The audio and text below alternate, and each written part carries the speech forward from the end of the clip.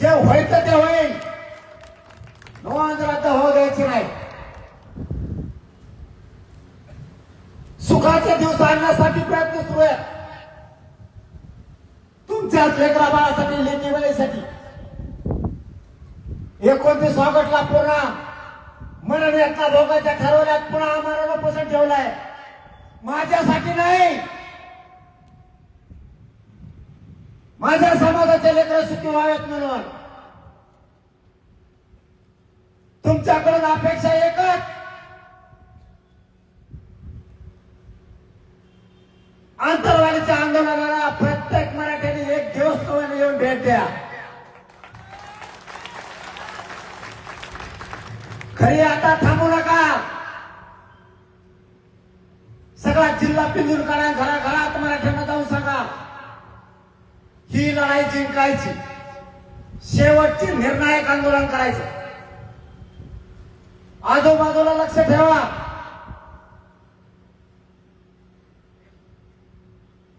आपल्या गावातून कोण आला नाही, आपला नेता कोणत्या आंदोलनात नव्हता. मग त्याला निवडणुकीला दारात आल्यावर सांगू. बारकाईने लक्ष ठेवायचंय. आणि जो आपल्या मराठा समाजाच्या लेकराच्या पाठीशी मराठा असाल, इथून पुढे ते आपल्या रक्ताची औलादच नाही म्हणून जाहीर करायचं. कोणाची माया करायची त्याला करू द्या. त्याला जर नेत्याला आणि पक्षालाच बाप मानायचं असेल तर त्याचं रक्तच भेसळीचे, त्याला आपण काहीच करू शकत नाही. आपल्या भूमिकेत आपल्याला उतरावं लागेल.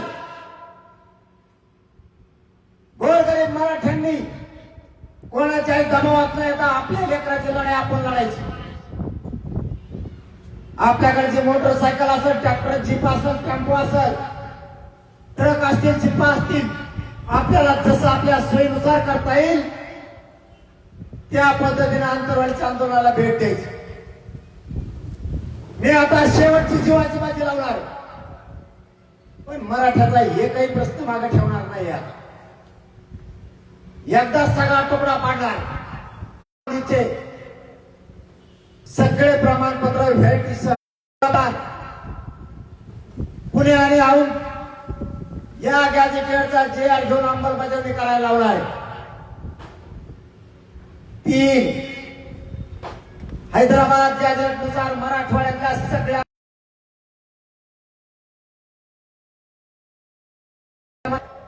तेही घ्यायला लावणार आहे. 4थी मागणी आपली, केशेस मराठा समाजावर ते खोट्या केल्या त्या सगळ्या मागे घ्यायला लावणार आहे. अण्णासाहेब पाटील विकास महामंडळाच्या अंतर्गत मराठा उद्योजक करायचे म्हणले. फडणवीस देवप्पा आणि ते शिंगरू हाताखाली धरलंय 52 गोळ्या. त्याच्या आईने का लहानपणी त्याला दूध फुकून पाहिलं होतं नव्हतं, गरमच पाहिलं. एवढ्याला होतं झाले त्याची, गार करून पाहिलं का नाही तसंच पाहिलं, होटच सुटले. त्याने रोज हेल्मेट लावायला पाहिजे, त्याचा थुकावून होतो ब्लॉक खाली. कशाचा झक मारायला मानायला लागला. तो चांगलं चाललं होतं, निवडून यायचं पडायचं, निवडून यायचं पडायचं. आता मी तो पडल्यावर तुटून म्हणतो बरं का नाही, तुटून म्हणतो, तुटून पडल्यावर माझा नागराज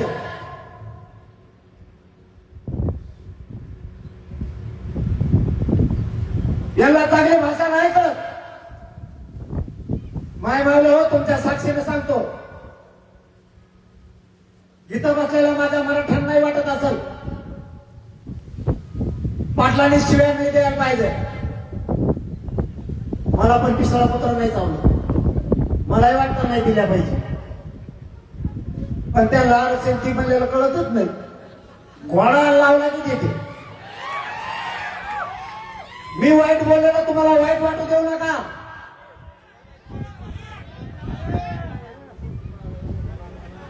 आणि समजा आता तुमचं सगळ्याचं ऐकून मी उद्यापासून सरकारला वाईट बोलायचं बंद करतो. पण माझ्या एक प्रश्नाचं आधी उत्तर द्या, मगच करतो. समजा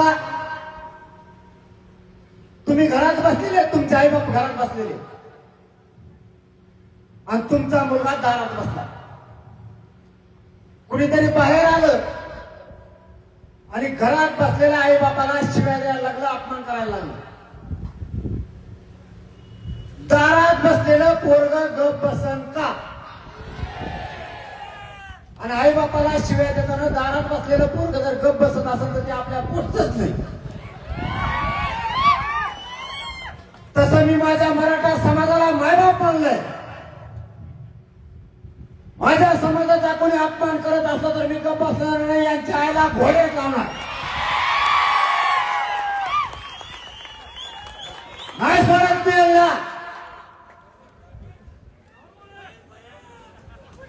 यांना सोडणारच नाही.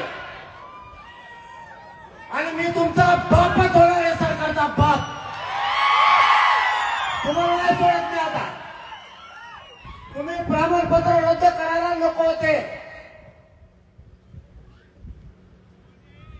आमच्या लेकरांनी मोठमोठे ऍडमिशन घेतले. मी काय चुकीचा बोलतो मराठी हो? मी कधी चुकीचा आरोप केला नाही. मी चुकीचा बोललो नाही. माझ्या समाजाच्या पोरांचे जातीचे प्रश्न मी मांडायचे नाही का? माझ्या समाजावर अन्याय केला, अन्याय केला असं मी म्हणायचं नाही का?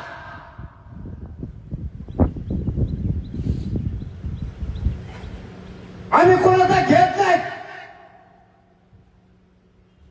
आमच्या हक्काचं आमच्या समाजाला देणं माझं कर्तव्य आहे आणि ते मी इमानदारीला पार पाडतोय. यांना माझी इमानदारी खपत नाहीये. मी प्रामाणिक समाजासाठी लढतोय, हे यांना खपत नाहीये. म्हणून हे माझ्या विरोधात आंदोलन, माझ्या विरोधात गैरसमज आणि मला एकटं पाडायचा प्रयत्न. मी काय चुकीचं करतोय? समाजाचे लेकर अधिकारी झालेल्यांना खपत नाही. आमचं पोरग पोरगी अधिकारी होऊ नये का? आमचे आई बाबा शेतात कामं करते, त्याचंही स्वप्न असाल माझं पोरग माझी पोरगी अधिकारी झाली पाहिजे. आमच्या घराला कधीतरी सुखाचे दिवस यावात, हे प्रत्येक घरातला मायबाप वाट बघतोय. किती दिवस कामाला कष्ट करायचे?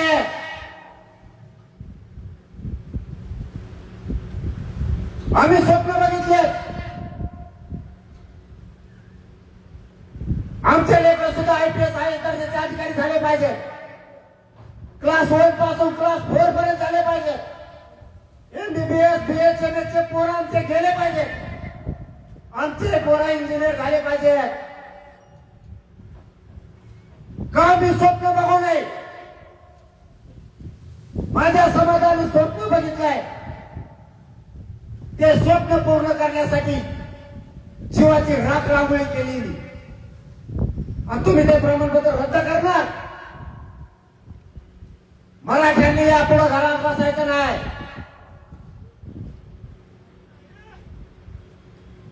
पश्चिम महाराष्ट्रासह महाराष्ट्रातल्या सगळ्या मराठ्यांनी आता कामा बंद आणि यांची जिरवायची मग काम सुरू. एकदा मराठे काय कळू द्यात आता. आणि सगळेच कदारलेले त्यांना. मराठे कदारले, मुसलमान कदारले, दलितांनी तुटून दिलं. त्यांचं चांगलं चाललं होतं, त्यांचा वासुदेव केला, धनगराचा कार्यक्रम लावला, बंजारा समाजाचं आरक्षण तिसऱ्या लाख दिलं. बंजारा समाज ऊस तोडायला, मायक्रो ओबीसी नोकरीत नाही, दोघा तिघांनीच खाल्लं सगळं. आता सुट्टी द्यायची. शेतकरी सगळ्यात जास्त खवळून उठलेला, वाटोळ केलं असं यांनी कुणी शेतकऱ्याचं सगळ्यात जास्त यांनी. नुसती कर्जमाफी म्हणते, करीतच नाही. यांना दांडकं उचलावच लागतं, त्याशिवाय हे ठेकायला येत नाही. अंगावर तया म्हणा.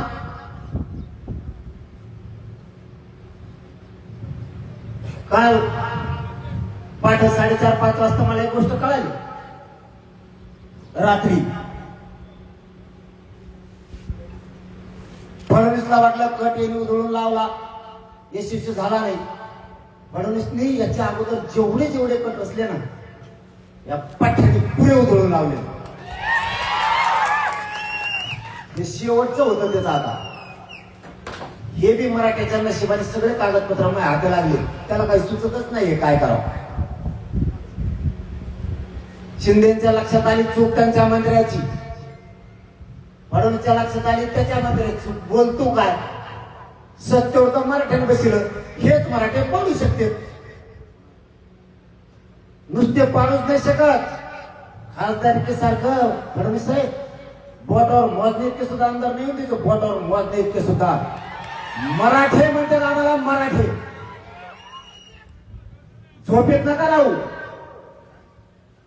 सगळे प्रयोग केले. आता 5:30ला पाठ कळाला नव्हतं. याला अटक करून बघायचं का मला? अरे तू काय येडा आहे का काय? लोक म्हणजे तू हुशार आहे.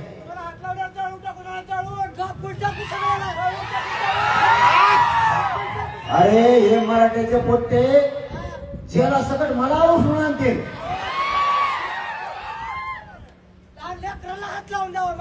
काही नवीनच नसता. याची रॅली चालली त्याच्यात तरी धिंगाणा करा कुठेतरी, मग अटक करता येईल. बघा याचा प्लॅन. रॅली चालली त्याच्यात कुणीतरी धिंगाणा करा, मग ती केस करता येईल, मग उचलता येईल. तू नुसते पोलीस मला उठलाच येऊन देईल, मग तुला सांगतो काल आज 12 वाजेपर्यंत 11 वाजेपर्यंत धाराशिव जिल्ह्याची जी बाउंड्री होती ना, तिथपर्यंत पोलीस बंदोबस्त होता. रात्री 5:30ला कळालेली गोष्ट खरी ठरली. त्याला काहीतरी घडून आणायचंय म्हणून त्यांनी रोड बंदोबस्तच बंद केला. धाराशिव जिल्ह्याच्या बाउंड्री पर्यंत होता, रोड बंदोबस्तच बंद केला. याचा अर्थ त्याला काहीतरी घडून आणायचं. तुला काय डाव करायचं ते कर फडणवीस. मी लयच पुढचा आहे भाऊ. तुला वाटलं असं तो इड्या लावून ते आणले, तो इड्या लावून तो ते आणले. मी घोडा लावत असतो इकडून.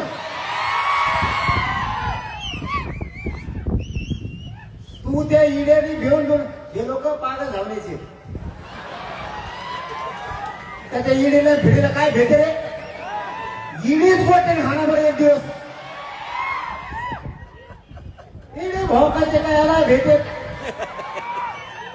हे पक्षातच घेते. ईडी मागं लावली पळालच भाजपमध्ये, ईडी मागं लावली पळालच शिवसेनेत. कुणीच नाही राहिलं त्यांच्यात घेणं.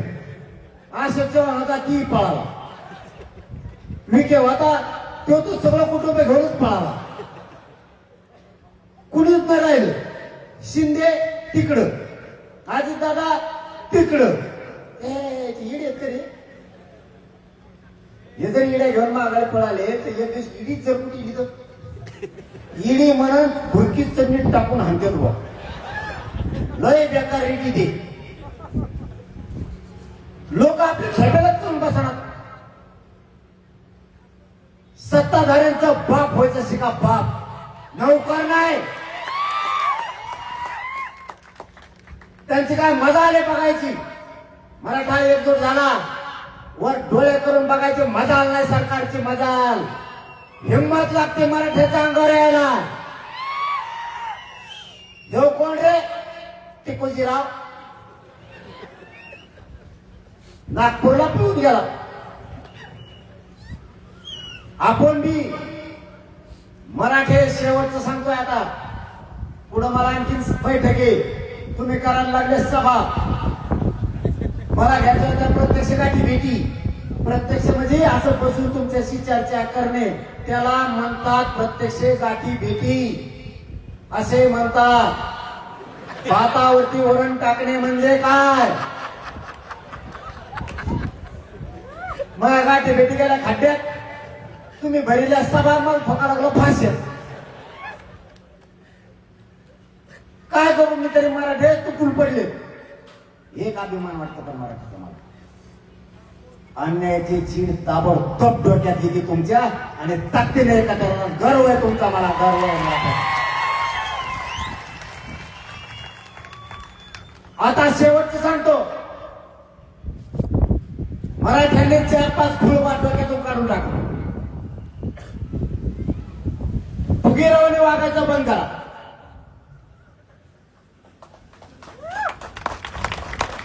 आपण लय फुगीर जाण्याचे. एखादा पाटील म्हणला की 100 कप चहा सांगितला,